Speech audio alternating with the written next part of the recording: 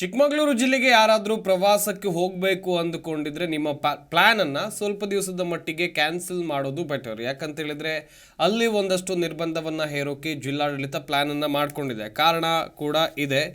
ಚಿಕ್ಕಮಗಳೂರಿನ ಪ್ರವಾಸಿ ತಾಣಗಳಿಗೆ ಹೋಗೋಕೆ ಪ್ಲ್ಯಾನ್ ಮಾಡ್ಕೊಂಡಿದ್ರೆ ಈಗಾಗಲೇ ಪ್ಲ್ಯಾನ್ ಚೇಂಜ್ ಮಾಡ್ಕೊಳ್ಳಿ. ಯಾಕಂದರೆ ಚಿಕ್ಕಮಗಳೂರು ಜಿಲ್ಲಾಡಳಿತ ಡಿಸೆಂಬರ್ 22ರಿಂದ 26ರವರೆಗೆ ಚಂದ್ರದ್ರೋಣ ಪರ್ವತಗಳ ಸಾಲಿನ ಪ್ರಮುಖ ತಾಣಗಳಿಗೆ ಪ್ರವಾಸಿಗರ ಎಂಟ್ರಿಗೆ ನಿಷೇಧ ಹೇರಿದೆ. ಡಿಸೆಂಬರ್ 17ರಿಂದ 26ರವರೆಗೆ ಚಿಕ್ಕಮಗಳೂರಿನಲ್ಲಿ ನಡೆಯುತ್ತಿರುವಂತಹ ದತ್ತ ಜಯಂತಿ ಹಿನ್ನೆಲೆ ಮುನ್ನೆಚ್ಚರಿಕಾ ಕ್ರಮವಾಗಿ ದತ್ತಪೀಠ, ಮುಳ್ಳಯ್ಯನಗಿರಿ, ಗಾಳಿಕೆರೆ, ಮಾಣಿಕ್ಯದಾರ, ಸೀತಾಳಯ್ಯನಗಿರಿ ಸೇರಿದಂತೆ ಹಲವು ತಾಣಗಳಿಗೆ ಜಿಲ್ಲಾಡಳಿತ ಪ್ರವಾಸಿಗರ ಪ್ರವೇಶವನ್ನು ನಿರ್ಬಂಧಿಸಿ ಆದೇಶವನ್ನು ಹೊರಡಿಸಿದೆ.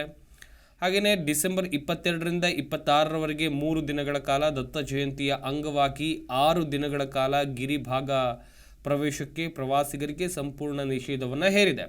ಓರ್ವ ಪ್ರವಾಸಿ ಕೂಡ ಬೆಟ್ಟ ಹತ್ತೋಕೆ ಜಿಲ್ಲಾಡಳಿತ ಹಾಗೂ ಪೊಲೀಸ್ ಇಲಾಖೆ ಬಿಡೋದಿಲ್ಲ. 3 ದಿನಗಳ ಕಾಲ ನಡೀತಾ ಇರುವಂಥ ದತ್ತ ಜಯಂತಿ ಕಾರ್ಯಕ್ರಮಕ್ಕೆ ಯಾವುದೇ ಅಡ್ಡಿ ಆಗಬಾರ್ದು ಅಂತ ಜಿಲ್ಲಾಡಳಿತ ಪ್ರವಾಸಿಗರಿಗೆ ಸಂಪೂರ್ಣ ಬ್ರೇಕ್ ಹಾಕಿದೆ. ಯಾರೂ ಕಾಫಿನಾಡು ಗಿರಿಭಾಗದತ್ತ ಬರಬೇಡಿ, ಹಾಗೆಯೇ ಬಂದರೂ ಬಿಡಲ್ಲ, ಬೇಜಾರಾಗಿ ಹೋಗಬೇಡಿ ಅಂಥೇಳಿ ಜಿಲ್ಲಾಡಳಿತ ಇಲ್ಲಿ ಹೇಳಿದೆ. ಪ್ರತಿ ವರ್ಷದಂತೆ ಈ ವರ್ಷ 2023ನೇ ಈ ವರ್ಷದಲ್ಲಿ ದತ್ತ ಜಯಂತಿಯ ಕಾರ್ಯಕ್ರಮವು ಚಿಕ್ಕಮಗಳೂರಿನಲ್ಲಿ ನಡೆಯಲಿಕ್ಕಿದೆ.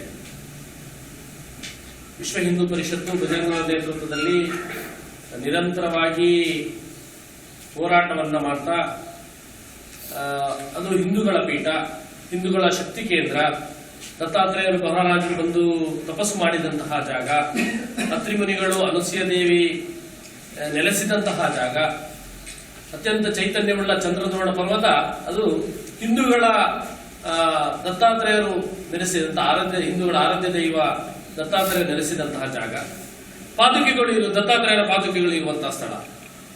ಅಂತಹ ಸ್ಥಳದ ಅಲ್ಲಿ ಅನ್ಯಮತೀಯರ ಆಕ್ರಮಣದಿಂದ ಪರಕೀಯರ ವಶವಾಗಿತ್ತು. ನಿರಂತರ ಹಿಂದೂ ಸಮಾಜದ ಹೋರಾಟ, ವಿಶ್ವ ಹಿಂದೂ ಪರಿಷತ್ನ ನೇತೃತ್ವದಲ್ಲಿ ಹೋರಾಟ. ಇವತ್ತು ನಾವು ಎಲ್ಲಿಗೆ ಬಂದು ತಲುಪಿದ್ದೇವೆ ಅಂತ ಕೇಳಿದ್ರೆ, ಇವತ್ತು ತ್ರಿಕಾಲ ಪೂಜೆ ನಡೀತಾ ಇದೆ.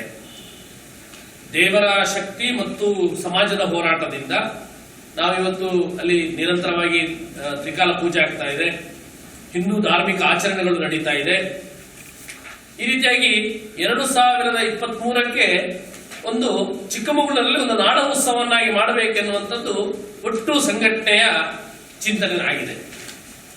ಒಂದು ಭಾರಿ ದೊಡ್ಡ ಕೇವಲ ಸಂಘಟನೆ ಮಾತ್ರ ಅಲ್ಲ, ದತ್ತ ಜಯಂತಿ ಎನ್ನುವಂಥದ್ದು ಕೇವಲ ವಿಶ್ವ ಹಿಂದೂ ಪರಿಷತ್ತಿಗೆ ಮಾತ್ರ ಅಲ್ಲ, ಬಜರಂಗದಳಕ್ಕೆ ಮಾತ್ರ ಅಲ್ಲ, ಅದು ದತ್ತ ಜಯಂತಿ ಅನ್ನೋದು ಹಿಂದೂ ಸಮಾಜಕ್ಕೆ, ಹಿಂದೂ ಸಮಾಜ ಪೂರ್ತಿ ಇದರಲ್ಲಿ ಭಾಗವಹಿಸಬೇಕೆನ್ನುವಂಥ ದೃಷ್ಟಿಯಿಂದ ಈ ವರ್ಷ ವಿಶೇಷವಾಗಿ ನಾವು ನಾಡ ಉತ್ಸವವನ್ನ ಮಾಡಬೇಕು ಎನ್ನುವಂಥದ್ದನ್ನ ಯೋಚನೆಯನ್ನು ಮಾಡ್ತಾ ಇದ್ದೇವೆ. ಪ್ರತಿಕ್ಷಣದ ಸುದ್ದಿಗಾಗಿ Zee Kannada news app download ಮಾಡಿ. Live TV, latest updates, entertainment, lifestyle, technology ಸುದ್ದಿ ನಿಮ್ಮ ಅಂಗೈಯಲ್ಲಿ.